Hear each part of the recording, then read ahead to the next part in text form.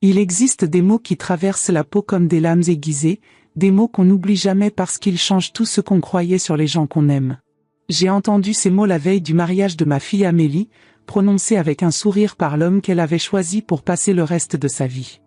Mathieu Dubois n'a pas chuchoté, n'a pas détourné le regard.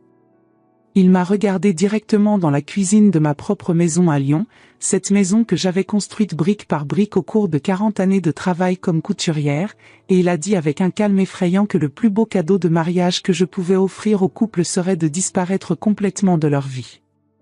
À cet instant, avec l'odeur du bœuf bourguignon que je préparais pour le dîner de répétition remplissant l'air et le son du rire d'Amélie venant du salon où elle montrait sa robe à ses amis, quelque chose en moi s'est brisé de façon définitive et irréversible.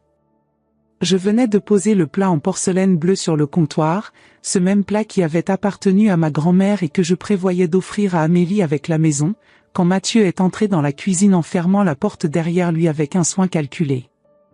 Il portait ce pull gris en cachemire qu'Amélie lui avait acheté à Paris, les cheveux blonds peignés en arrière d'une manière qui m'avait toujours paru trop artificielle, et il avait dans ses yeux clairs une expression que je ne parvenais pas à déchiffrer complètement mais qui me rendait inquiète depuis la première fois que je l'avais rencontré 6 mois auparavant.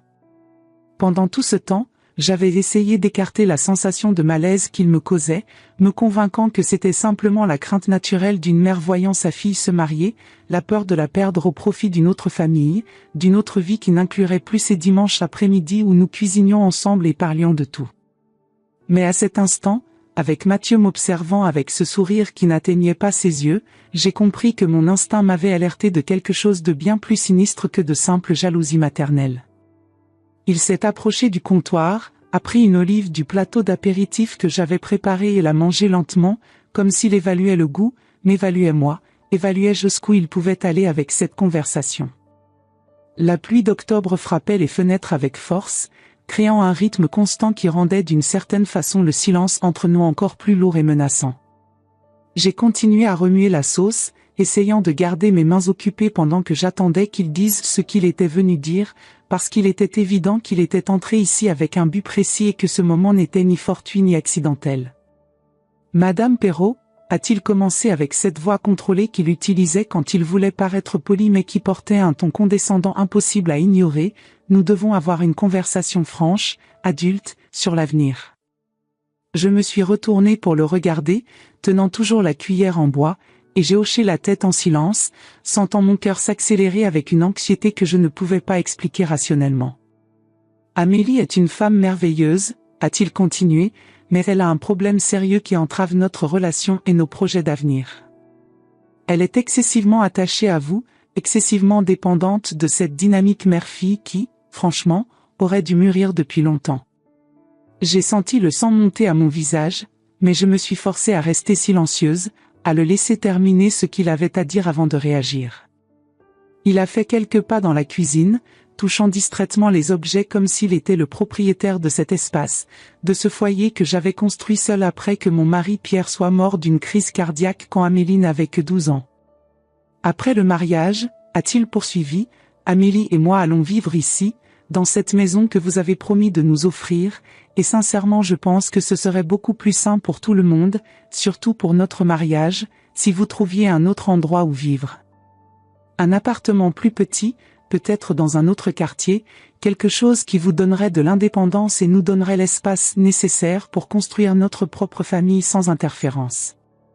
J'ai serré la cuillère en bois si fort que mes doigts me faisaient mal, mais je n'ai toujours rien dit, attendant, sentant qu'il y avait quelque chose de pire à venir, quelque chose qu'il gardait pour la fin. Et puis, comme s'il faisait une demande parfaitement raisonnable, comme s'il suggérait que je change de marque de café, Mathieu a souri et a dit qu'en fait le plus beau cadeau de mariage que je pouvais leur offrir serait simplement de disparaître complètement de leur vie, permettant à Amélie de finalement mûrir et devenir l'épouse dont il avait besoin, libre de l'ombre surprotectrice d'une mère veuve qui n'avait plus rien dans la vie à part sa fille. Vous savez ce qui fait plus mal que la cruauté ? C'est la cruauté dite avec un sourire, avec cette certitude absolue que vous ne réagirez pas, que vous avalerez l'humiliation en silence parce que révéler ce qui s'est passé détruirait le bonheur de la personne que vous aimez le plus au monde. Et peut-être vous demandez-vous pourquoi je partage cela maintenant, pourquoi j'ouvre mon cœur de façon si crue et honnête. C'est parce que pendant longtemps j'ai porté seul le poids de secrets qui n'étaient pas les miens à garder, de silences qui protégeaient des gens qui ne méritaient pas d'être protégés. Si vous m'écoutez maintenant et que quelque chose dans mon histoire touche votre cœur, si vous avez déjà ressenti cette douleur d'être mis au rebut par quelqu'un qui devrait vous respecter, laissez un like sur cette vidéo et dites-moi dans les commentaires d'où vous me regardez, parce que savoir que nous ne sommes pas seuls dans ces batailles silencieuses fait toute la différence. Et si vous n'êtes pas encore abonné à la chaîne, abonnez-vous maintenant, parce que ce qui s'est passé après cette conversation dans la cuisine a tout changé, et j'ai besoin que vous restiez avec moi jusqu'à la fin pour comprendre comment une femme peut renaître des cendres de sa propre humiliation. Cette nuit-là, allongée dans mon lit écoutant les bruits de la maison se calmer dans le silence, je n'ai pas pu fermer les yeux une seule seconde. Les mots de Mathieu résonnaient dans mon esprit comme un disque rayé, répétant sans arrêt cette suggestion grotesque que je devais simplement m'effacer, devenir invisible, commode, inexistante. Je regardais le plafond en pensant à toutes les fois où j'avais reporté mes propres rêves pour m'occuper d'Amélie, à tous les quarts de travail supplémentaires que j'avais fait à l'atelier de couture pour payer son école privée, son université, ses cours de piano et d'anglais. Je pensais à comment j'avais transformé chaque pièce de cette maison en un sanctuaire de nos souvenirs, des après-midi d'automne à faire des crêpes ensemble, des matins d'hiver où je lui apprenais à tricoter pendant que la neige tombait dehors, des étés où nous peignions les murs et choisissions chaque meuble avec tant de soin et tant d'amour. Amélie avait 28 ans, travaillait comme responsable marketing dans une entreprise de cosmétiques à Lyon, était indépendante financièrement et émotionnellement équilibrée contrairement à ce que Mathieu avait insinué. Notre proximité n'était pas malsaine ou étouffante comme il avait essayé de le suggérer, c'était simplement le lien naturel entre mère et fille qui avait survécu ensemble à la perte dévastatrice d'un mari et père, qui avait construit une belle vie solide malgré toutes les difficultés. Mais voilà qu'un homme qui connaissait Amélie depuis seulement 6 mois voulait réécrire notre histoire, voulait faire de moi le problème, l'obstacle, la belle-mère encombrante qui devait être retirée pour qu'il puisse avoir le contrôle total sur ma fille et sur ma maison. Le lendemain matin, le jour du mariage s'est levé nuageux avec cette lumière grise typique de novembre à Lyon, et je suis descendue à la cuisine déterminée à confronter Mathieu avant la cérémonie. Mais quand je suis arrivée au salon, j'ai trouvé seulement Amélie, magnifique dans son peignoir blanc en soie, prenant son café et faisant défiler son téléphone avec ce sourire distrait de mariée heureuse. Elle a levé les yeux quand elle m'a vue, et il y avait dans son regard tant d'amour, tant d'attente pure et innocente pour la journée à venir, que tous les mots que j'avais répétés pendant la nuit sont morts dans ma gorge avant même que je puisse les prononcer. Comment pouvais-je détruire ce moment ? Comment pouvais-je jeter cette ombre terrible sur le jour le plus important de sa vie basé uniquement sur une conversation que j'avais eue seule avec Mathieu, une conversation qu'il pourrait facilement nier ou déformer si je la confrontais ? Amélie m'a embrassée et a dit qu'elle était nerveuse mais heureuse, qu'elle avait hâte de commencer cette nouvelle vie avec Mathieu, et qu'elle se sentait bénie d'avoir une mère comme moi qui avait tant sacrifié pour tout lui donner. Elle a pris mes mains et m'a remercié pour la maison, pour ce cadeau incroyable qui permettrait à elle et Mathieu de commencer leur mariage sans dette et sans soucis financiers. Et puis elle a dit quelque chose qui m'a complètement brisée, elle a dit que Mathieu avait commenté à quel point il était chanceux de gagner non seulement une épouse merveilleuse mais aussi une seconde mère qui l'accueillait à bras ouverts dans la famille. Pendant la cérémonie dans la petite église Saint-Martin, où je m'étais mariée avec Pierre 35 ans auparavant, j'observais Mathieu prononcer ses vœux avec cette voix ferme et assurée, et je voyais en lui non pas le gendre dévoué que tous les invités admiraient mais l'homme qui m'avait regardé dans les yeux et avait suggéré que je disparaisse. La réception a eu lieu dans un restaurant traditionnel au bord du Rhône, avec vue sur les ponts illuminés et le reflet des lumières sur l'eau sombre du fleuve. Tout le monde commentait combien la mariée était radieuse, combien le couple semblait parfait, combien il était beau de voir Amélie si heureuse après tant de relations qui n'avaient pas fonctionné. Je souriais et saluais et trinquais, jouant le rôle de mère fière pendant qu'à l'intérieur je me sentais comme une actrice dans un spectacle dont je n'avais pas reçu le script complet. C'est pendant le dîner, quand Mathieu a fait son discours remerciant tout le monde pour leur présence et me remerciant spécialement pour le cadeau généreux de la maison, que quelque chose en moi s'est finalement cristallisé en une décision claire et inébranlable. Il parlait de nouveaux départs et de construire un foyer plein d'amour et de famille, et ses yeux ont rencontré les miens pendant une seconde avec ce même sourire calculé qu'il avait utilisé dans la cuisine, comme s'il me rappelait notre pacte secret, l'attente que j'allais disparaître comme il l'avait demandé. Et à ce moment, avec la salle remplie de rires et de conversations et le son doux de l'accordéon jouant une musique traditionnelle française en fond, j'ai compris qu'il avait gagné sans même avoir besoin de lutter, que j'avais livré ma maison, ma fille et ma dignité sans offrir aucune résistance. Mais il avait sous-estimé une chose fondamentale sur moi. Je n'étais pas seulement la couturière humble et la mère dévouée. J'étais la fille d'Henri Moreau, un avocat brillant qui m'avait appris depuis l'enfance que les contrats les plus importants sont ceux qui ne sont pas écrits, que les mots ont du pouvoir et qu'une femme ne doit jamais permettre qu'on la sous-estime. Mais ce que Jacqueline s'apprête à faire va tout changer. L'enveloppe qu'elle a mentionnée au début? Le contenu va exposer des vérités que Mathieu n'a jamais imaginé qu'elle découvrirait. Restez avec moi, parce que la vengeance la plus élégante est celle servie avec des preuves irréfutables et des témoins. Il y a des décisions qu'on prend en une fraction de seconde, mais qui ont mûri pendant des années dans les recoins silencieux de notre conscience. Le lendemain du mariage, je me suis réveillée à 5 heures du matin dans la chambre d'hôtel que j'avais réservée pour ne pas déranger les nouveaux mariés dans ma propre maison, et j'ai compris avec une clarté absolue ce que je devais faire. La pluie avait cessé pendant la nuit, et Lyon s'éveillait sous un ciel d'un gris perle lumineux, cette lumière particulière de novembre qui rend les pierres anciennes de la ville encore plus belles et mélancoliques. Je me suis habillée lentement, savourant chaque geste comme si je me préparais pour une bataille dont l'issue déterminerait le reste de ma vie et celle de ma fille. J'ai bu mon café en regardant les toits par la fenêtre, observant la ville se réveiller progressivement, les premières lumières s'allumant dans les appartements, les gens commençant leur routine quotidienne sans se douter qu'à quelques rues de là, une femme qu'ils ne connaîtraient jamais était sur le point de reprendre le contrôle de son existence. J'ai sorti mon carnet d'adresses, ce vieux carnet en cuir que Pierre m'avait offert il y a tant d'années et dans lequel j'avais soigneusement noté tous les contacts importants de ma vie. Mes mains tremblaient légèrement, non pas de peur mais d'une détermination féroce que je n'avais pas ressentie depuis des décennies, depuis l'époque où je devais me battre seule pour élever Amélie après la mort de Pierre. Je savais exactement qui appeler, dans quel ordre, et comment orchestrer ce qui devait être fait pour protéger ma fille d'un destin que je ne pouvais même pas envisager sans sentir mon estomac se nouer. Le premier appel était pour Maître Duchamp, un notaire ami de longue date qui avait géré les papiers de la maison depuis que Pierre l'avait achetée. Nous nous connaissions depuis plus de 25 ans, et il avait été témoin de mon parcours de veuve luttant pour garder un toit au-dessus de nos têtes à propriétaire sans dette d'une maison qui valait maintenant une petite fortune sur le marché immobilier lyonnais.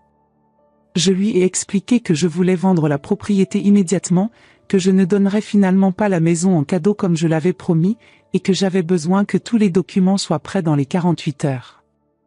Il y a eu un long silence à l'autre bout du fil, puis Maître Duchamp a demandé avec sa prudence professionnelle habituelle si j'étais absolument certaine de cette décision, me rappelant que la maison représentait non seulement une valeur financière considérable mais aussi des décennies de souvenirs et d'histoire familiale. Je lui ai répondu d'une voix que je ne reconnaissais pas moi-même, une voix froide et déterminée qui semblait venir d'une autre personne, que j'étais plus certaine de cette décision que de n'importe quoi d'autre dans ma vie, et que je voulais que la transaction soit traitée avec la plus grande discrétion et la plus grande rapidité possible. Il a dû percevoir quelque chose dans mon ton qui l'a convaincu de ne pas poser plus de questions, et il a simplement accepté de préparer les papiers nécessaires et de commencer à chercher des acheteurs potentiels parmi ses contacts. Le deuxième appel était pour Claire Fontaine, une vieille amie d'enfance qui travaillait comme détective privée à Lyon après une carrière distinguée dans la police judiciaire où elle avait travaillé sur des affaires de fraude et d'escroquerie. Nous avions grandi ensemble dans le même quartier, fréquenté la même école primaire, partagé nos premiers chagrins d'amour et nos rêves d'adolescente.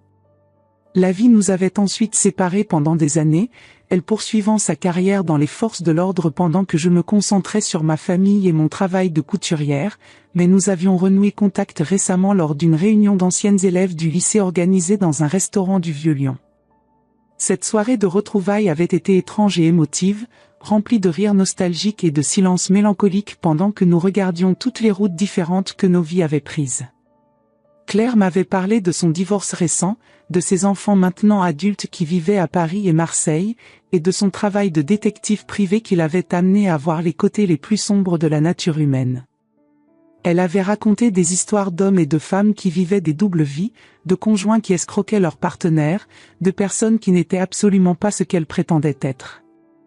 À l'époque, j'avais écouté ces histoires avec une fascination détachée, ne réalisant pas que quelques mois plus tard, je ferais partie de ces statistiques, une autre femme découvrant que quelqu'un proche d'elle portait un masque soigneusement construit. Quand Claire a répondu au téléphone, je pouvais entendre dans sa voix cette vigilance professionnelle qui ne la quittait jamais, même pendant ses moments privés.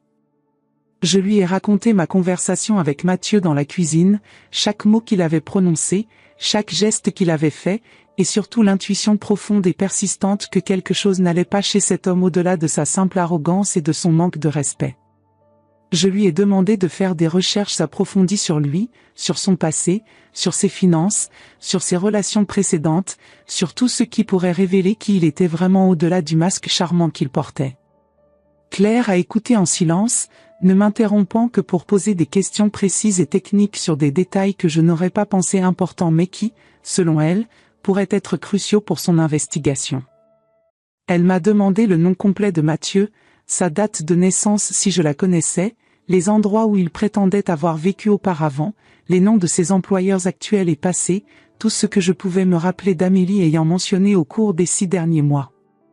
J'ai réalisé avec un mélange de honte et de colère que je savais remarquablement peu de choses sur l'homme que ma fille venait d'épouser, que je m'étais laissé rassurer par son apparence soignée et ses manières polies sans jamais poser les questions difficiles qu'une mère aurait dû poser.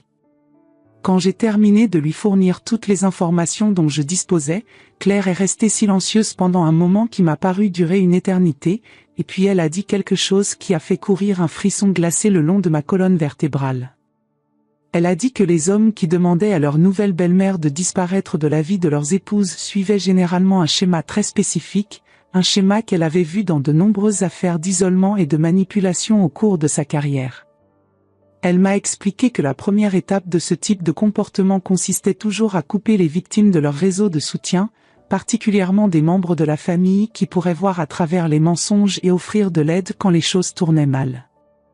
Elle m'a dit qu'elle commencerait immédiatement ses recherches, qu'elle me rappellerait sous quelques jours maximum, et que surtout, absolument, je ne devais rien dire à Amélie entre-temps. Si Mathieu apprenait que je faisais des recherches sur lui, m'a-t-elle expliqué, il pourrait disparaître ou accélérer ses plans, quels qu'ils soient, et cela mettrait Amélie dans une situation encore plus dangereuse. J'ai accepté, même si l'idée de garder ce secret terrible pendant plusieurs jours me donnait envie de crier. Mais Claire était la professionnelle, elle savait comment ces situations devaient être gérées, et je devais lui faire confiance même si chaque fibre de mon être voulait courir chez Amélie et la supplier de quitter cet homme immédiatement. Les 3 jours suivants ont été une torture psychologique comme je n'en avais jamais connue, même pendant les mois les plus sombres après la mort de Pierre. Au moins à cette époque, je savais contre quoi je me battais, le chagrin, la solitude, l'incertitude financière. C'étaient des ennemis terribles mais au moins ils étaient clairs et directs. Cette fois, je me battais contre des ombres, contre des possibilités terrifiantes que mon imagination ne cessait de conjurer pendant les longues heures où je fixais le plafond de ma chambre d'hôtel sans pouvoir dormir. Amélie m'appelait plusieurs fois par jour depuis Annecy où elle et Mathieu passaient leur lune de miel courte avant de retourner à Lyon et d'emménager définitivement dans la maison. Sa voix débordait de bonheur et d'excitation, et elle me racontait les promenades romantiques au bord du lac d'Annecy avec ses eaux turquoises entourées de montagnes majestueuses, les dîners dans les restaurants avec vue sur les Alpes, les petites rues pavées de la vieille ville qu'ils exploraient main dans la main comme les jeunes mariés heureux qu'ils semblaient être. Elle me décrivait comment Mathieu était attentionné et merveilleux, comment il lui apportait son café au lit chaque matin, comment il l'écoutait parler de ses rêves et de ses projets pour leur avenir ensemble, et chaque fois qu'elle prononçait son nom avec tant d'amour et de confiance, je devais mordre ma langue jusqu'à sentir le goût du sang pour ne pas laisser échapper la vérité sur notre conversation dans la cuisine. Je répondais avec des monosyllabes, prétextant un rhume sévère pour expliquer ma voix étrange et mon manque d'enthousiasme, mais en réalité je passais mes journées assise dans cette chambre d'hôtel anonyme avec ses murs beiges et son mobilier impersonnel, attendant l'appel de Claire et essayant de ne pas sombrer dans le désespoir. Je commandais mes repas par room service que je picorais à peine, incapable d'avaler plus de quelques bouchées avant que mon estomac noué ne proteste. Je regardais par la fenêtre les gens vivant leur vie normale dans les rues en dessous, et je me demandais combien d'entre eux cachaient des secrets similaires, combien de familles apparemment heureuses étaient construites sur des fondations de mensonges et de manipulation. L'appel est arrivé le 4e jour, un jeudi matin exactement à 9 heures, et le ton de voix de Claire quand j'ai répondu m'a immédiatement dit que ce qu'elle avait découvert était grave. Elle m'a demandé si j'étais assise, si j'étais seule, si j'étais dans un endroit où je pouvais parler librement sans risque d'être entendue. J'ai confirmé que oui à toutes ces questions, mon cœur battant si fort que je pouvais l'entendre dans mes oreilles comme un tambour annonçant quelque chose de terrible. Ce que Claire m'a révélé au cours des 45 minutes suivantes a dépassé mes pires cauchemars tout en confirmant que mon instinct ne m'avait pas trompé, que cette sensation de malaise que j'avais ressentie dès la première rencontre avec Mathieu était justifiée et même insuffisante comparée à la réalité de qui il était vraiment. Mathieu Dubois n'était pas du tout la personne qu'il prétendait être. Son nom n'était même pas vraiment Mathieu Dubois, c'était un pseudonyme qu'il utilisait depuis 3 ans après avoir accumulé des dettes de jeux catastrophiques sous son vrai nom, Marc Delettre. Claire m'a expliqué qu'elle avait commencé par vérifier les informations de base que je lui avais données, et dès les premières recherches, des incohérences flagrantes étaient apparues. L'adresse qu'il prétendait être son ancien domicile à Paris n'existait pas. L'entreprise pour laquelle il affirmait travailler comme consultant en gestion n'avait aucune trace de son emploi dans leur dossier. Son numéro de sécurité sociale menait à un cul-de-sac bureaucratique. Chaque fil qu'elle tirait révélait un nouveau mensonge, une nouvelle couche de déception soigneusement construite. En creusant plus profondément et en utilisant ses contacts dans la police et les agences de crédit, Claire avait découvert son véritable nom et avec lui, un passé terrifiant. Marc Delettre avait déjà été marié 2 fois, et dans les 2 cas il avait ciblé des femmes financièrement stables ou issues de familles aisées, avait gagné leur confiance au cours de courtisaneries romantiques intenses, puis avait systématiquement vidé leurs comptes bancaires et détruit leur stabilité financière avant de disparaître sans laisser de traces. Sa première femme, Sylvie Moreau, vivait maintenant à Marseille dans un petit studio miteux après avoir perdu la maison qu'elle possédait depuis 15 ans et toutes ses économies accumulées pendant une carrière comme infirmière. Claire avait réussi à la contacter, et Sylvie avait raconté une histoire qui me glaçait le sang par sa similarité avec ce qui se passait avec Amélie. Marc, se faisant appeler Thomas Bertrand à l'époque, l'avait rencontrée dans un café où elle prenait son déjeuner après un shift de nuit à l'hôpital. Il avait été charmant, attentif, avait fait un intérêt sincère pour son travail et ses passions. Après 6 mois de relations apparemment parfaites, il avait proposé le mariage, et elle avait accepté avec joie, pensant avoir enfin trouvé l'amour stable qu'elle cherchait depuis des années. Mais dès qu'ils s'étaient mariés, il avait commencé à changer subtilement. Il avait suggéré qu'elle mette sa maison en vente pour qu'ils puissent investir ensemble dans un projet immobilier plus lucratif. Aveuglée par l'amour et la confiance, elle avait accepté. Une fois l'argent sur un compte joint qu'il avait insisté pour ouvrir, Marc avait tout transféré sur un compte offshore et avait disparu du jour au lendemain, laissant Sylvie sans rien, endettée et brisée émotionnellement. La deuxième femme, Nathalie Rousseau, avait été encore plus dévastée car Marc, cette fois utilisant le nom de Philippe Arnaud, avait réussi à la convaincre d'investir non seulement son propre argent mais aussi celui de ses parents âgés dans une entreprise fictive de technologie verte qui n'existait que sur le papier avec des documents falsifiés et un site web impressionnant mais totalement frauduleux. Nathalie avait perdu 300 000 €, ses parents en avaient perdu 200 000, et la honte et la culpabilité avaient presque poussé Nathalie au suicide. Elle avait passé 6 mois dans une clinique psychiatrique pour se remettre de l'effondrement nerveux causé par la trahison et la ruine financière.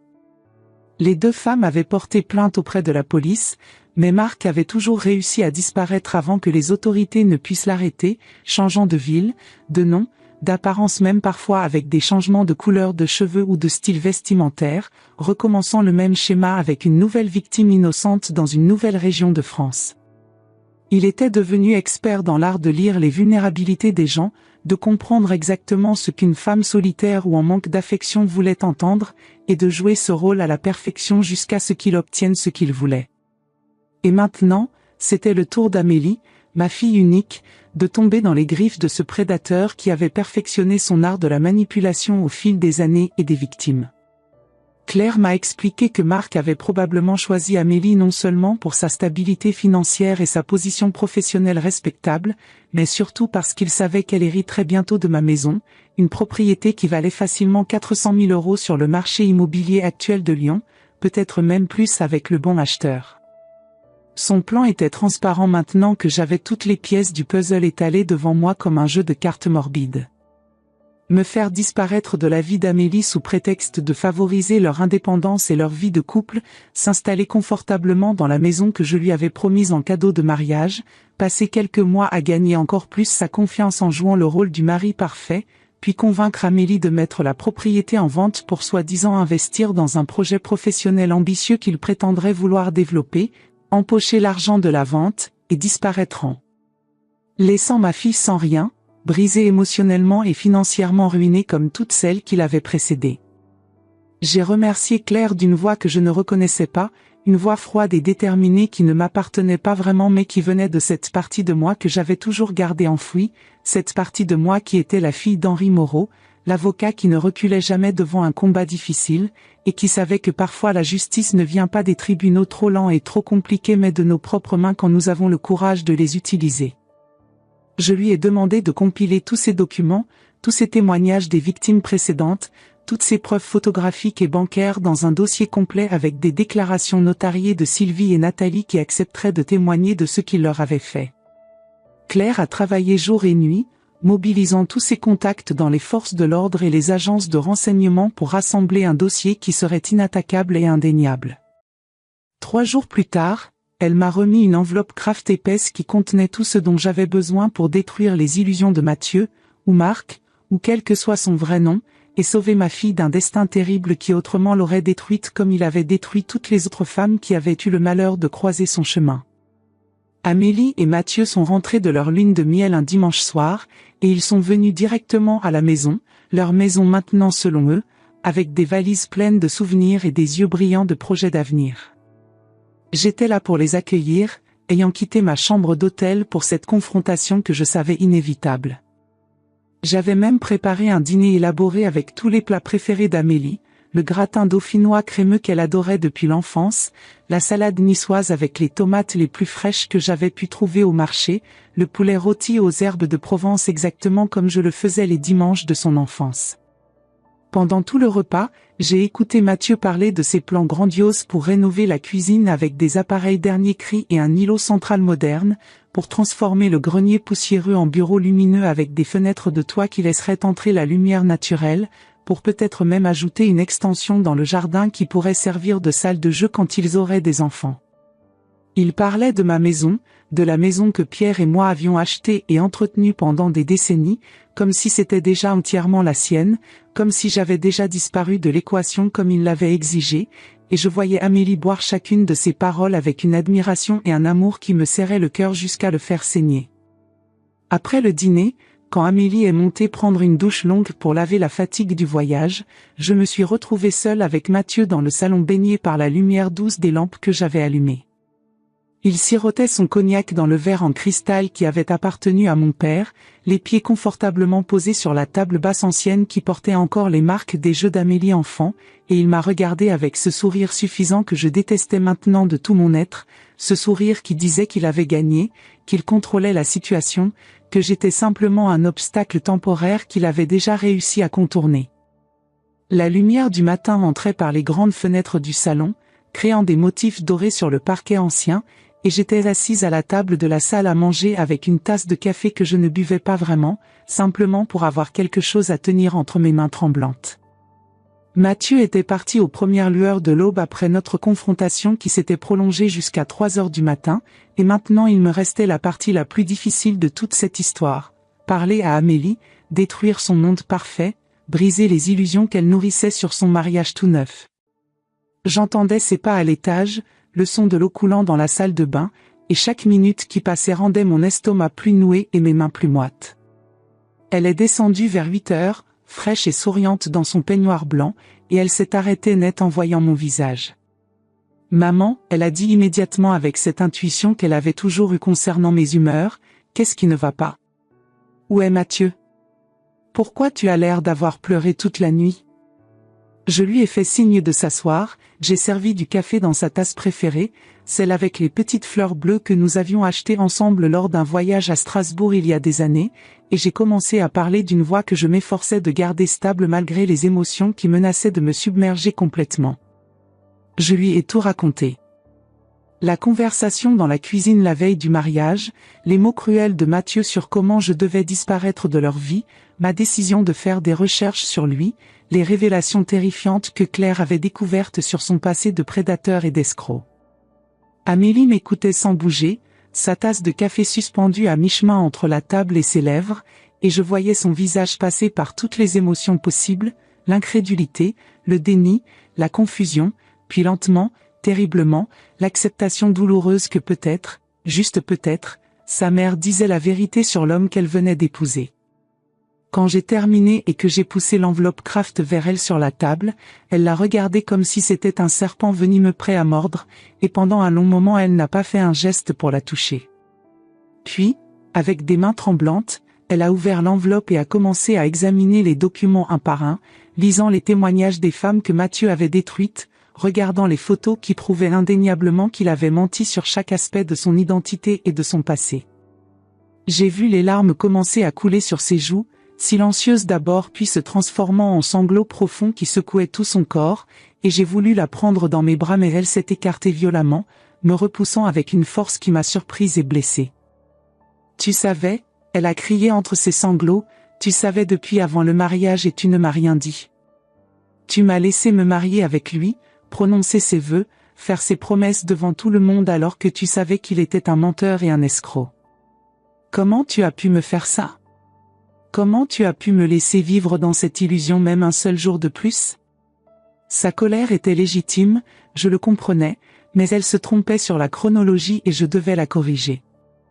Je lui ai expliqué que je n'avais découvert la vérité sur Mathieu qu'après le mariage, que j'avais contacté Claire le lendemain de la cérémonie et qu'elle avait travaillé aussi vite que possible pour compiler toutes les informations, mais qu'il était impossible d'obtenir ce genre de résultat en 24 heures.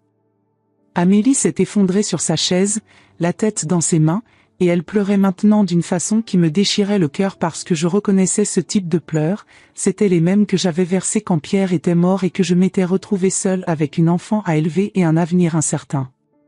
C'étaient les pleurs de quelqu'un qui réalise que le sol sous ses pieds n'est pas aussi solide qu'elle le croyait, que les certitudes qu'elle tenait pour acquises sont en réalité des illusions fragiles qui peuvent se briser au moindre souffle. Je me suis approchée d'elle doucement, cette fois elle ne m'a pas repoussée, et je l'ai serrée contre moi pendant qu'elle évacuait toute la douleur et la trahison qu'elle ressentait. Nous sommes restés comme ça pendant ce qui a semblé être des heures, mère et fille enlacées dans la lumière du matin, et graduellement ses sanglots se sont calmés jusqu'à devenir de petits hoquets occasionnels. Finalement, elle s'est redressée, s'est essuyé le visage avec un torchon qui traînait sur la table, et elle m'a regardé avec des yeux rouges mais où je pouvais déjà voir poindre cette détermination qui m'avait toujours rendu si fière d'elle. « Qu'est-ce qu'on fait maintenant ?» elle a demandé d'une voix rauque, « Qu'est-ce que tu attends de moi ? Est-ce que tu veux que je le quitte ? Est-ce que tu veux que j'appelle la police ? Dis-moi quoi faire maman parce que je suis complètement perdue. » J'ai pris une profonde inspiration et je lui ai expliqué ce que j'avais dit à Mathieu la nuit précédente, que la décision devait être entièrement la sienne, que je n'allais pas lui dicter comment gérer sa vie ou son mariage, mais que j'avais pris certaines mesures pour m'assurer qu'il ne puisse pas lui faire de mal financièrement ou émotionnellement.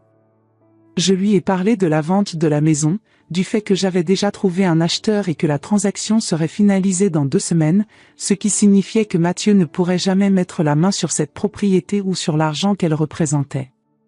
J'ai aussi expliqué que j'avais préparé des enveloppes pour tous les invités du mariage, des enveloppes contenant les preuves de qui était vraiment Mathieu, et que je les posterais si jamais il essayait de manipuler Amélie ou de la convaincre que j'inventais tout. Amélie a hoché la tête lentement, digérant toutes ces informations, et puis elle a posé la question que je redoutais. « Et toi ? Où est-ce que tu vas vivre si tu vends la maison ? Cette maison est tout ce que tu as, tous tes souvenirs avec papa sont ici, toute notre vie est dans ces murs. Tu ne peux pas juste la vendre comme ça pour me protéger d'un homme que j'ai été assez stupide pour épouser sans vraiment le connaître. » J'ai souri tristement et je lui ai dit que justement, Il était temps pour moi de lâcher prise sur le passé, de cesser de vivre dans un sanctuaire de souvenirs, et de construire quelque chose de nouveau pour moi-même avant qu'il ne soit trop tard. La vérité que je ne lui ai pas dite à ce moment-là, mais que j'avais réalisée pendant ces longues nuits d'insomnie dans ma chambre d'hôtel, c'est que Mathieu avait peut-être dit quelque chose de vrai au milieu de tous ces mensonges. J'avais effectivement construit ma vie entière autour d'Amélie après la mort de Pierre, j'avais reporté tous mes rêves et toutes mes ambitions sur elle, et d'une certaine façon je m'étais perdu moi-même dans le processus de devenir la mère parfaite et dévouée. Vendre la maison n'était pas seulement une manière de protéger ma fille des griffes d'un escroc, c'était aussi une opportunité de me retrouver, de redécouvrir qui était Jacqueline Perrault au-delà de son rôle de mère et de veuve. Mathieu est revenu dans l'après-midi, et dès qu'il a franchi la porte, Amélie lui a jeté les documents au visage sans dire un mot. Le silence qui a suivi était plus éloquent que n'importe quel discours. Il a essayé de s'expliquer, de minimiser, de rejeter la faute sur les circonstances et sur ses ex qui selon lui l'avaient poussé à bout, mais Amélie l'a arrêté d'un geste froid et définitif. Elle lui a dit qu'elle voulait une annulation du mariage, qu'elle contactait un avocat dès le lendemain, et qu'il avait exactement 24 heures pour quitter la maison et ne plus jamais essayer de la recontacter. Mathieu a tenté de protester, de plaider, mais quand il a vu nos deux visages unis dans une détermination commune, il a compris que la partie était perdue. Il est parti en emportant seulement une valise, laissant derrière lui tous les cadeaux de mariage, tous les objets qu'il avait déjà commencé à installer dans la maison comme s'il en était le propriétaire. Après son départ, Amélie et moi sommes restés assises côte à côte sur le canapé du salon, épuisés émotionnellement mais aussi étrangement soulagés, comme si un poids énorme venait d'être enlevé de nos épaules. Elle a posé sa tête sur mon épaule comme elle le faisait quand elle était petite et avait eu une mauvaise journée à l'école, et elle m'a demandé comment j'avais su, comment j'avais fait pour voir à travers le masque de Mathieu alors qu'elle-même avait été complètement aveuglée. Je lui ai répondu honnêtement que je n'avais pas su immédiatement, que j'avais juste eu une intuition désagréable dès notre première rencontre, et que c'est la conversation dans la cuisine qui avait transformé cette intuition en certitude qu'il cachait quelque chose de dangereux. Je lui ai aussi dit qu'elle ne devait pas se blâmer pour avoir fait confiance à quelqu'un qu'elle aimait, que c'est exactement ce que font les prédateurs comme Mathieu, ils exploitent notre bonté et notre capacité à croire dans les autres. L'important, je lui ai expliqué, n'était pas qu'elle soit tombée dans son piège, mais qu'elle en soit sortie avant qu'il ne soit trop tard, avant qu'il ne détruise sa vie comme il avait détruit celle de Sylvie et Nathalie.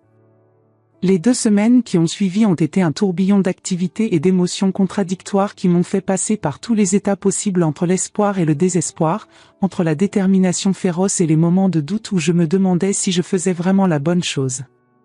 Le jour même où Mathieu a quitté la maison, portant sa valise comme un condamné portant le poids de ses crimes enfin révélés, Amélie a contacté un avocat spécialisé dans les annulations de mariage que Claire lui avait recommandé.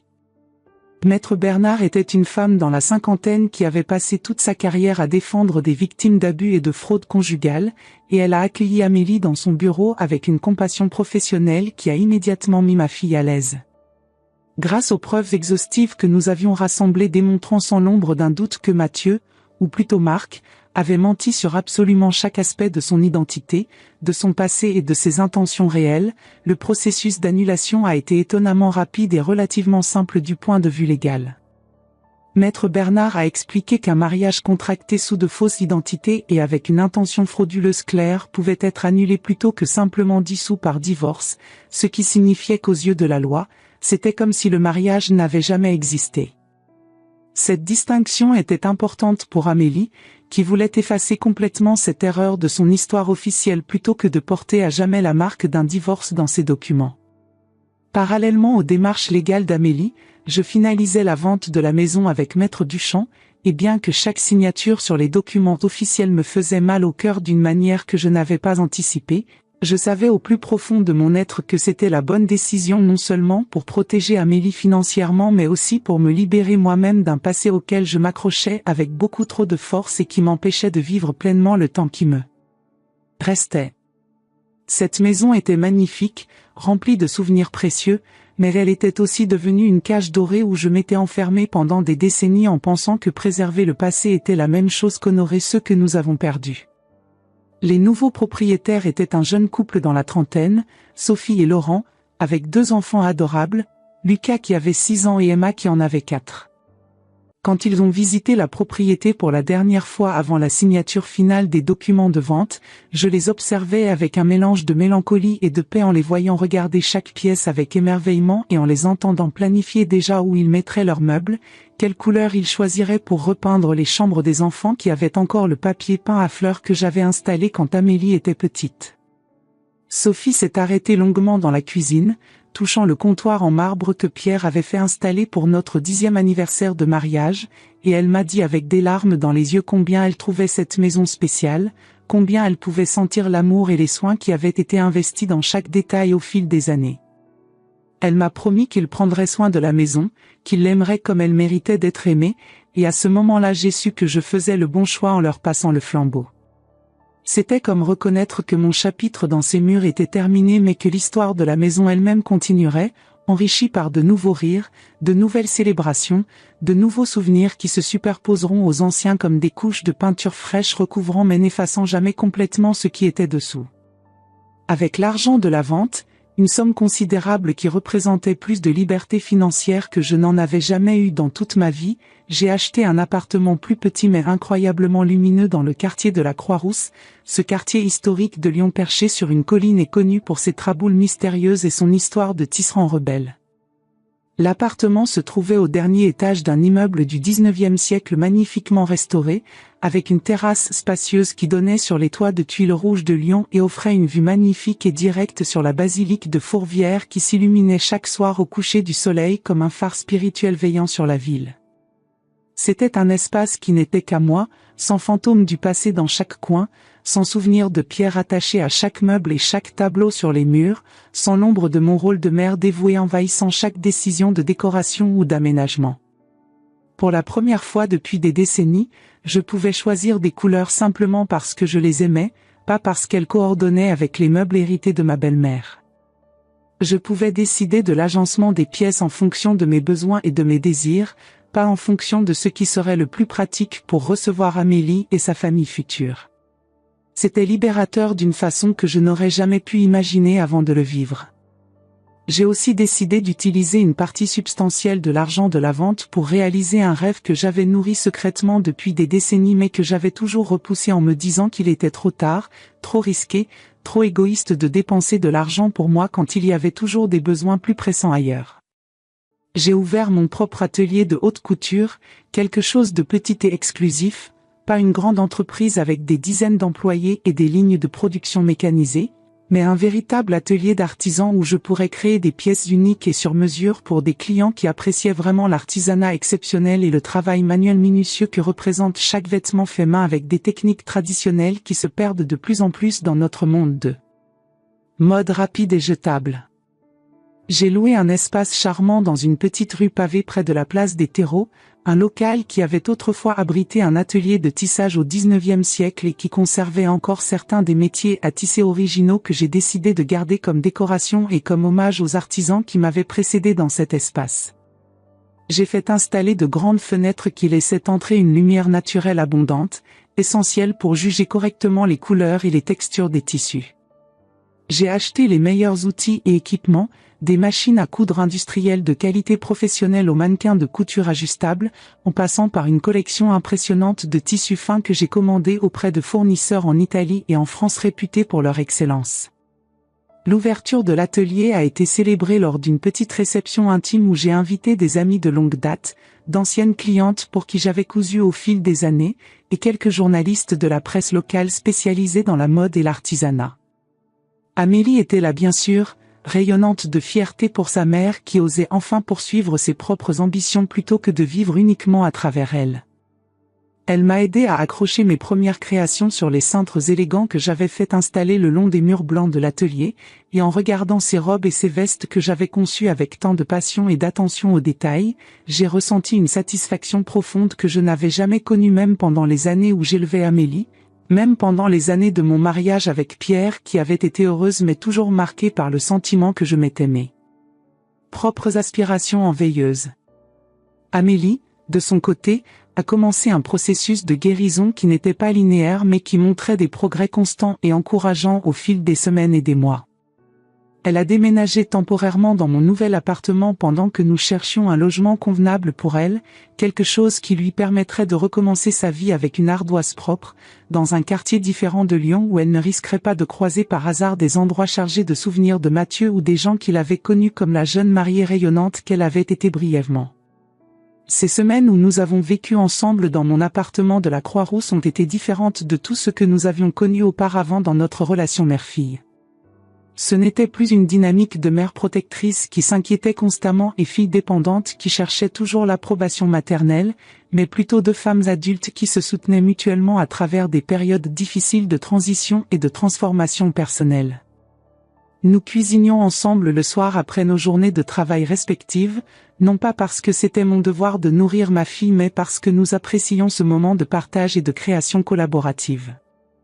Nous parlions pendant des heures sur la terrasse en regardant le soleil se coucher derrière la basilique, discutant de nos peurs les plus profondes et de nos espoirs pour l'avenir avec une honnêteté et une vulnérabilité que nous n'avions jamais atteintes auparavant. Je découvrais des aspects de ma fille que je n'avais jamais vraiment vus ou compris quand j'étais trop occupé à m'inquiéter pour elle et à essayer de la protéger de tous les dangers réels et imaginaires du monde. J'apprenais qu'elle avait des opinions politiques nuancées et bien réfléchies, qu'elle lisait des livres de philosophie dans son temps libre, qu'elle avait des rêves d'écrire un jour un livre sur les stratégies de marketing éthique dans l'industrie de la beauté.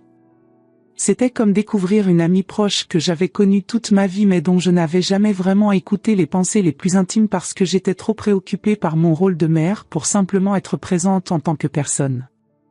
Un mois après le départ de Mathieu, Claire m'a appelé avec des nouvelles inattendues qui ont ajouté un nouveau chapitre à cette histoire déjà complexe. La police avait finalement réussi à retrouver et à arrêter Mathieu, ou plutôt Marc Delettre pour utiliser son véritable nom, grâce aux informations exhaustives qu'elle leur avait fournies et aux témoignages courageux des anciennes victimes qui avaient accepté de rouvrir leur dossier et de revivre leur traumatisme pour s'assurer qu'ils ne puissent plus faire de mal à personne d'autre. Il avait été appréhendé dans une petite ville pittoresque du sud de la France, Avignon précisément, où il avait apparemment déjà commencé à cibler méthodiquement une nouvelle femme selon son schéma habituel. La nouvelle victime potentielle était une veuve dans la cinquantaine nommée Brigitte Arnaud qui possédait un restaurant provençal prospère et réputé dans le centre historique d'Avignon, un établissement qu'elle avait bâti pendant 20 ans de travail acharné après la mort de son mari dans un accident de voiture. Marc l'avait rencontré en se présentant comme un consultant en restauration qui voyageait à travers la France pour découvrir les meilleurs restaurants régionaux, et il avait commencé à la courtiser avec le même charme calculé et les mêmes techniques de manipulation qu'il avait utilisées sur Sylvie, Nathalie, Amélie et probablement d'autres victimes dont nous ne connaissions même pas l'existence. Heureusement, grâce à la rapidité d'action de Claire et de la police, Brigitte a été sauvée avant que Marc ne puisse progresser suffisamment dans son plan pour lui causer des dommages financiers ou émotionnels durables. Les charges contre lui étaient sérieuses et multiples, fraude aggravée, escroquerie en bande organisée bien qu'il opérât seul la terminologie légale s'appliquait, usurpation d'identité répétée, faux et usage de faux pour tous les documents falsifiés qu'il avait créés au fil des années. Il faisait face à plusieurs années de prison ferme si toutes les victimes décidaient de témoigner contre lui lors du procès, et les procureurs étaient confiants qu'avec la quantité de preuves accumulées et le nombre de victimes prêtes à se présenter, une condamnation sévère était pratiquement garantie. Amélie et moi avons eu une longue discussion sérieuse et difficile sur la terrasse de mon appartement un soir de septembre particulièrement doux, sirotant du thé à la menthe pendant que les lumières de la ville s'allumaient progressivement autour de nous, sur la question de savoir si nous voulions participer activement au procès pénal ou simplement tourner la page définitivement et continuer nos vies sans revivre toute cette expérience traumatisante devant un tribunal rempli d'étrangers et de journalistes potentiellement avides de sensationnalisme. C'était une décision complexe avec des arguments valables des deux côtés. D'un côté, nous pourrions simplement nous retirer, prendre l'argent que nous avions réussi à sauver grâce à ma vigilance, et reconstruire nos vies en essayant d'oublier que tout cela était arrivé. D'un autre côté, nous avions une responsabilité morale envers les autres victimes et envers les victimes potentielles futures de Marc. Finalement, après plusieurs heures de discussion où nous avons pesé tous les pour et tous les contre, nous avons décidé de témoigner, non pas principalement pour nous-mêmes parce que nous nous en étions relativement bien sortis comparés aux autres victimes qui avaient perdu leur maison, leurs économies de toute une vie, et parfois même leur santé mentale, mais pour Sylvie qui vivait maintenant dans la pauvreté à Marseille, pour Nathalie qui portait encore les cicatrices psychologiques de sa tentative de suicide, et pour toutes les femmes que Marc avait détruites méthodiquement au fil des années ainsi que pour celles qu'il aurait inévitablement ciblées dans le futur s'il n'était pas arrêté de façon permanente. C'était notre responsabilité en tant que celle qui avait eu la chance et la perspicacité d'échapper relativement indemne à ces griffes de prédateurs calculateurs, de nous assurer qu'il ne puisse plus jamais recommencer son cycle de séduction, trahison et destruction. Nous devions notre témoignage aux autres femmes, et nous le devions aussi à nous-mêmes pour affirmer que nous ne serions pas des victimes silencieuses, que nous ne porterions pas la honte qui lui appartenait à lui seul. Le procès a eu lieu 6 mois plus tard dans un tribunal imposant de Lyon, dans une salle d'audience solennelle avec ses boiseries sombres et ses hauts plafonds qui donnaient à l'ensemble une atmosphère à la fois majestueuse et intimidante. C'était la première fois que je revoyais Mathieu ou Marc depuis ce jour où il avait quitté ma maison avec sa valise après notre confrontation finale, la queue entre les jambes comme le lâche qu'il était vraiment sous son vernis de sophistication et de charme. Il avait l'air diminué, considérablement plus vieux que je ne me souvenais malgré le fait que seulement 6 mois s'étaient écoulés, comme si tout le charme artificiel et la confiance en soi calculée qui l'entourait comme une aura s'étaient évaporés complètement une fois que ses mensonges avaient été exposés à la lumière crue du jour et de la justice. Ses épaules étaient voûtées, ses cheveux qu'il peignait autrefois si soigneusement en arrière pendaient maintenant de façon négligée, et ses yeux qui avaient semblé si perçants et si contrôlants ne pouvaient plus soutenir le regard de personne dans la salle d'audience. Quand mon tour est venu de témoigner, je me suis levé de mon siège, j'ai marché jusqu'à la barre des témoins avec ma tête haute et mes épaules droites, et j'ai regardé directement dans ses yeux fuyants pendant que je prêtais serment de dire la vérité, toute la vérité et rien que la vérité. Puis, devant les juges, les jurés, les avocats, les journalistes qui prenaient frénétiquement des notes, et Amélie qui me regardait depuis le public avec des larmes de fierté coulant silencieusement sur ses joues, j'ai raconté notre conversation dans la cuisine la veille du mariage, comment il m'avait demandé avec un sourire condescendant et cruel de disparaître complètement de la vie de ma propre fille, comment il avait planifié méthodiquement et cyniquement de voler non seulement ma maison, qui représentait 40 ans de travail et de sacrifice mais aussi la dignité, la sécurité financière et l'avenir entier d'Amélie. Ma voix ne tremblait pas une seule fois pendant tout mon témoignage, mes mains restaient parfaitement stables agrippant le rebord de la barre des témoins, et je réalisais pendant que je parlais avec cette clarté et cette force que je ne reconnaissais pas complètement en moi-même, que je n'avais plus aucune peur de cet homme qui m'avait semblé si menaçant et si dangereux quelques mois auparavant. Il n'était plus qu'un homme pathétique et faible qui avait construit toute son existence sur des mensonges et qui s'effondrait maintenant que la vérité le rattrapait enfin.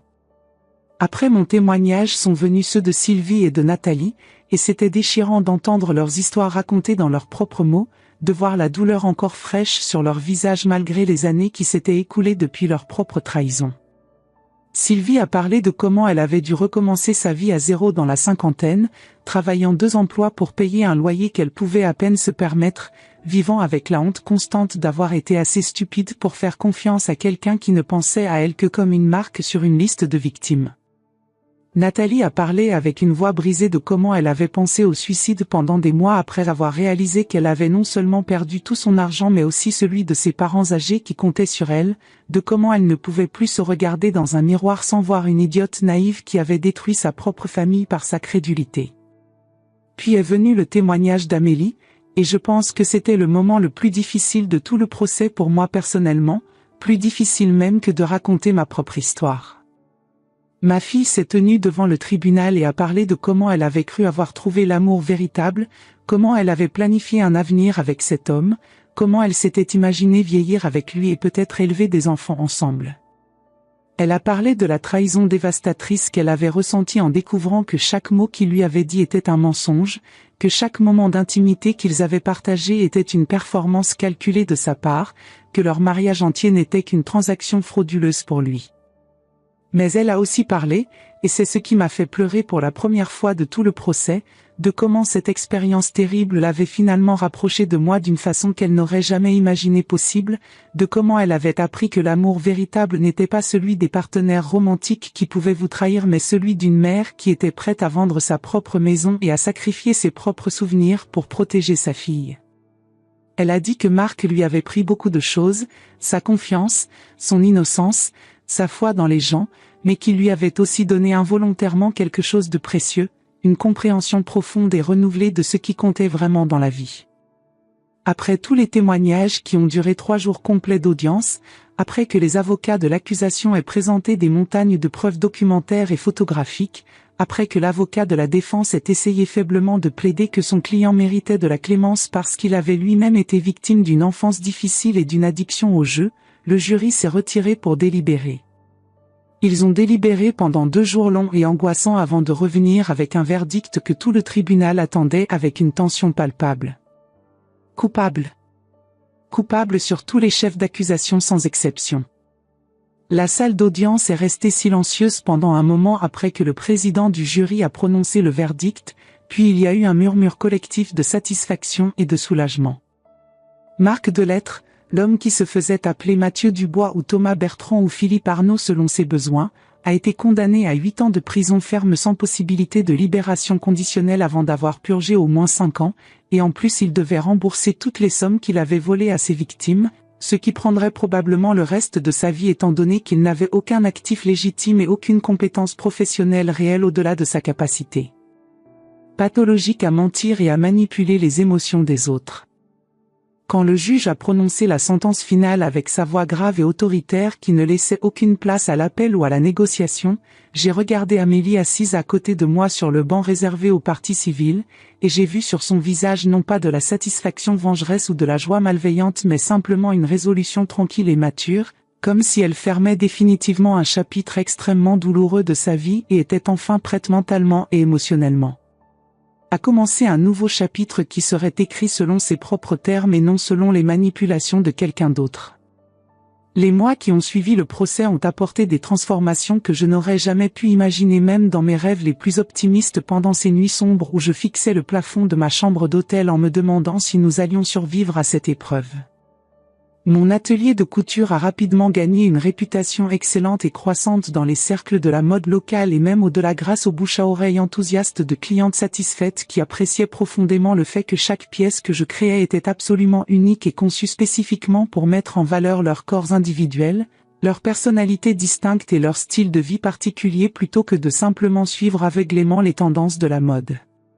éphémères dictées par des créateurs lointains qui ne les connaissaient pas et ne se souciaient pas d'elles. J'ai embauché 2 jeunes apprenties talentueuses, Marie et Sophie, qui me rappelaient tellement comment j'étais à leur âge il y a des décennies, affamée d'apprendre le métier dans tous ses aspects techniques et artistiques, passionnée par l'art ancien et noble de créer quelque chose de beau, de durable et de significatif dans un monde moderne obsédé par la mode rapide, jetable et dénuée de sens ou d'âme. Je leur enseignais non seulement les techniques de couture et de patronage que j'avais apprises au fil des années, mais aussi la philosophie que mon père m'avait transmise, qu'un travail bien fait est sa propre récompense, que la qualité compte plus que la quantité, et que traiter chaque client avec respect et attention est aussi important que maîtriser les aspects techniques du métier. Pour la première fois depuis la mort de Pierre il y a tant d'années, j'avais une identité professionnelle robuste et épanouissante qui n'était pas simplement un moyen désespéré de survie financière ou un travail que je faisais par nécessité, mais une véritable passion qui me donnait un sens profond et un but clair chaque matin quand je me réveillais. Je me réveillais désormais avec l'excitation authentique de voir ce que la journée allait apporter, quelle nouvelle création allait prendre forme sous mes mains, quelles clientes allaient franchir la porte de mon atelier avec leurs histoires et leurs besoins, plutôt qu'avec la routine monotone et prévisible qui avait caractérisé tant d'années de ma vie où je me contentais de survivre plutôt que de vraiment vivre. Amélie a trouvé son propre appartement ravissant dans le quartier dynamique et diversifié de la Guillotière, un espace moderne et lumineux avec de grandes fenêtres qui laissaient entrer des flots de lumière naturelle, très différent du style ancien et chargé d'histoire de la maison familiale mais parfait pour elle et pour cette nouvelle phase de sa vie où elle se redéfinissait indépendamment de son passé. Elle s'est aussi lancée courageusement dans une thérapie intensive avec une psychologue spécialisée dans les traumatismes relationnels pour traiter le traumatisme profond de sa relation avec Marc et pour comprendre pourquoi elle avait été si vulnérable à ces manipulations sophistiquées malgré son intelligence et son éducation.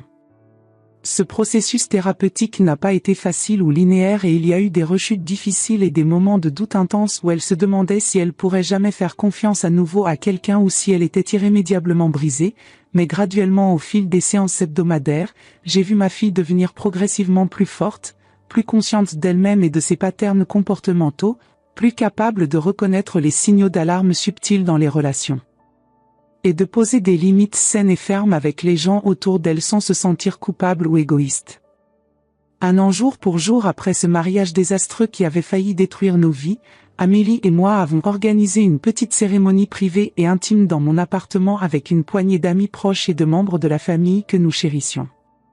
Ce n'était évidemment pas un mariage cette fois, mais plutôt une célébration profonde et significative de notre survie contre toute attente, de notre résilience face à l'adversité, et de nos nouveaux départs courageux dans des vies que nous choisissions activement plutôt que de simplement les subir passivement. J'avais créé spécialement pour cette occasion une robe magnifique pour Amélie, pas une robe de mariée blanche traditionnelle avec son voile et ses connotations de pureté virginale et de soumission, mais une création audacieuse et symbolique en soie bleu nuit profonde brodée méticuleusement de fils dorés représentant des phénix mythologiques renaissant majestueusement de leurs cendres incandescentes. Quand elle l'a enfilée et s'est regardée dans le miroir en pied de ma chambre, elle était absolument magnifique, rayonnante non pas de la beauté superficielle d'une jeune mariée innocente mais de la beauté profonde et durement gagnée d'une femme qui avait survécu à une épreuve terrible et en était ressortie plus forte et plus authentique. Nous avons partagé du champagne excellent et des rires sincères, raconté des histoires poignantes et drôles sur comment nous avions surmonté cette épreuve ensemble en nous soutenant mutuellement, et je me souviens encore vividement avoir pensé à ce moment précis, entouré des personnes que j'aimais le plus dans ce monde, que malgré toute la douleur aiguë et toute la trahison cruelle que nous avions vécue, nous en étions sortis indéniablement plus fortes, plus sages et plus authentiquement nous-mêmes qu'avant.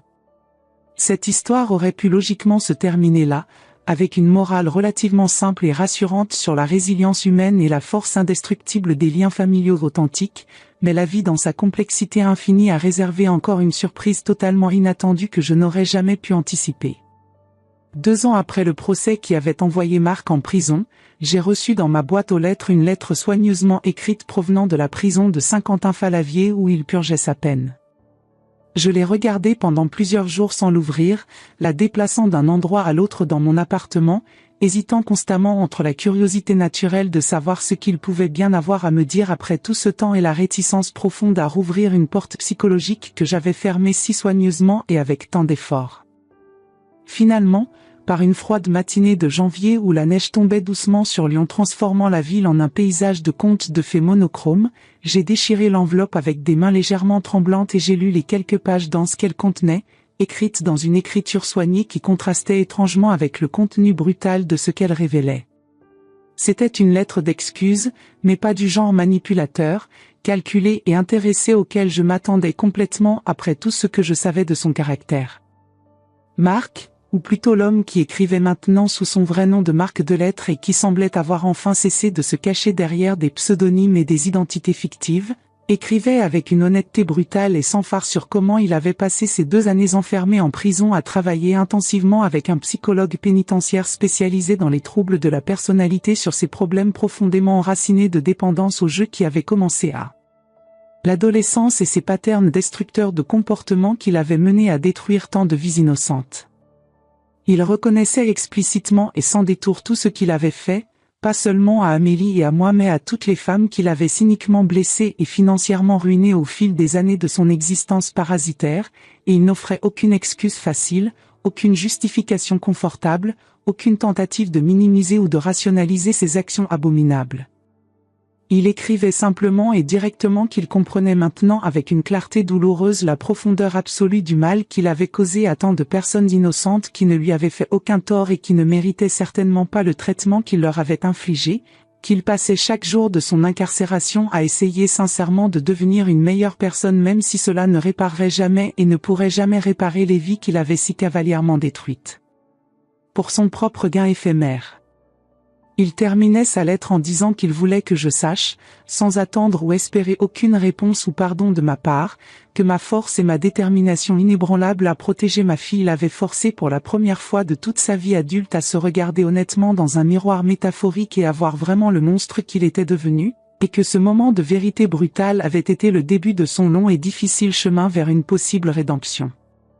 Je n'ai pas répondu à cette lettre troublante. Je ne lui devais absolument rien, pas même un simple accusé de réception de ses regrets tardifs qui venaient bien trop tard pour réparer quoi que ce soit.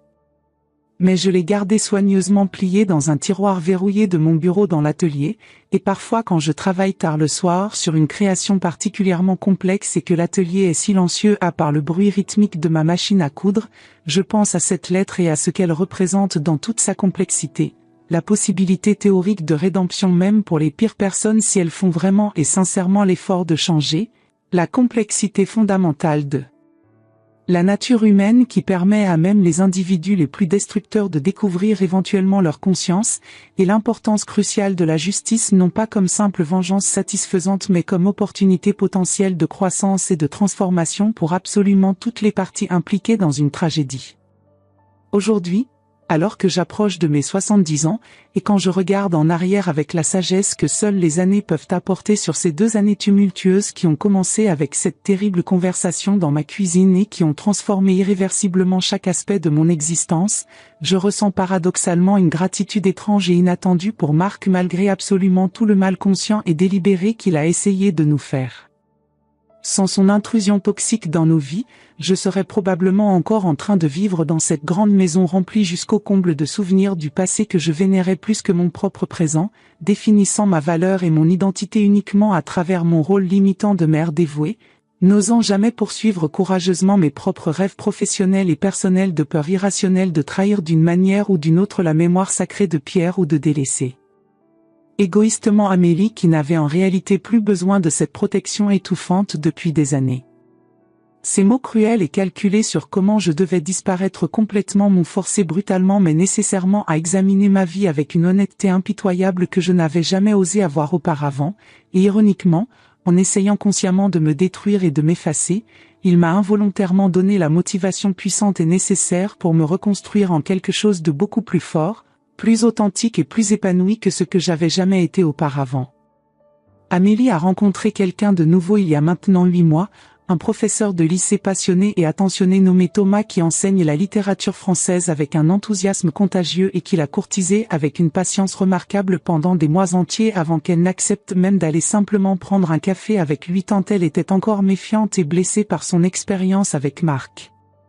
Il est gentil d'une gentillesse qui semble authentique plutôt que calculée, posé et mature sans être ennuyeux, complètement transparent sur son passé qui comprend un divorce amical et 2 enfants qu'il coparent de façon responsable avec son ex-femme, et surtout, il respecte profondément et sincèrement le lien unique qu'Amélie et moi partageons sans jamais essayer de s'y insérer maladroitement ou de le contrôler pour ses propres besoins.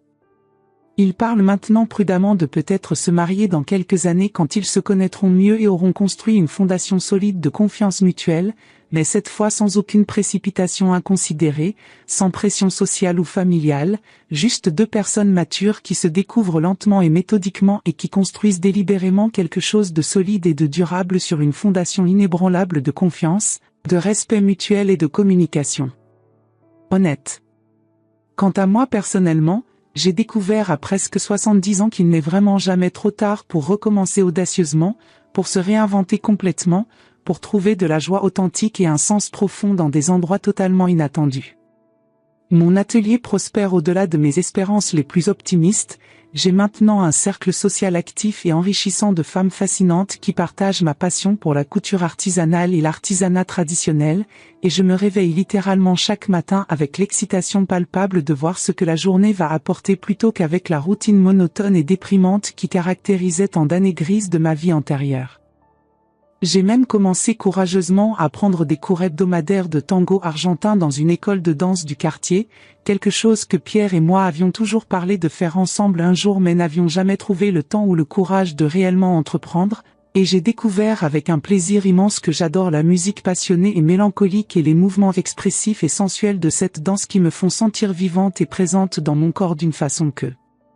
Je n'avais pas ressenti depuis des décennies entières.